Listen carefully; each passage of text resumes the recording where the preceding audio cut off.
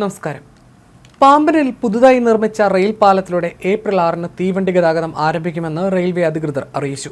രാമനവമി ദിനത്തിൽ പ്രധാനമന്ത്രി നരേന്ദ്രമോദിയാണ് പാലം ഔദ്യോഗികമായി ഉദ്ഘാടനം ചെയ്യുന്നത്.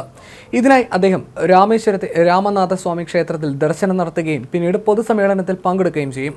പുതിയ പാമ്പൻ റെയിൽ പാലം രാമേശ്വരത്തെയും പാമ്പൻ ദ്വീപിനെയും വൻകരയുമായി ബന്ധിപ്പിക്കുന്നതിൽ നിർണായകമാണ്. പാലത്തിന്റെ നിർമ്മാണം 2023 ഒക്ടോബറോടെ പൂർത്തിയായിരുന്നു. എന്നാൽ സുരക്ഷാ പരിശോധനകൾക്കും പ്രധാനമന്ത്രിയുടെ സമയക്രമയത്തിനുമനുസരിച്ച് ഉദ്ഘാടന തീയതി നീണ്ടുപോവുകയായിരുന്നു.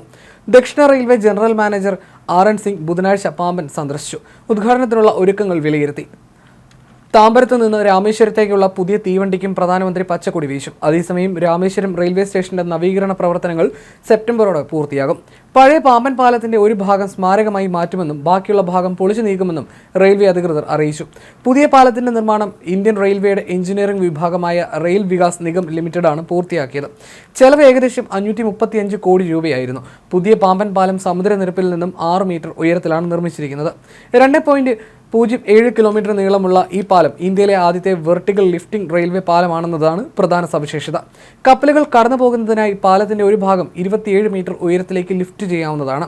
പഴയ പാലത്തിലെ ചെരിഞ്ഞു തുറക്കുന്ന സംവിധാനം പുതുക്കി ഹൈഡ്രോളിക് ലിഫ്റ്റ് സംവിധാനം കൊണ്ടുവന്നതാണ് പുതിയ പാലത്തിന്റെ മറ്റൊരു പ്രത്യേകത. ലിഫ്റ്റ് തുറക്കാൻ 3 മിനിറ്റ്, അടയ്ക്കാൻ 2 മിനിറ്റ് മാത്രമേ വേണ്ടിവരൂ. 1914 ബ്രിട്ടീഷ് ഭരണകാലത്ത് നിർമ്മിച്ച പഴയ ഉരുക്കുപാലം അറ്റകുറ്റപ്പണി അസാധ്യമായതിനെ തുടർന്ന് 2022 ഡിസംബർ 23 മുതൽ തീവണ്ടി ഗതാഗതം പൂർണ്ണമായും നിർത്തിവെച്ചിരിക്കുകയായിരുന്നു.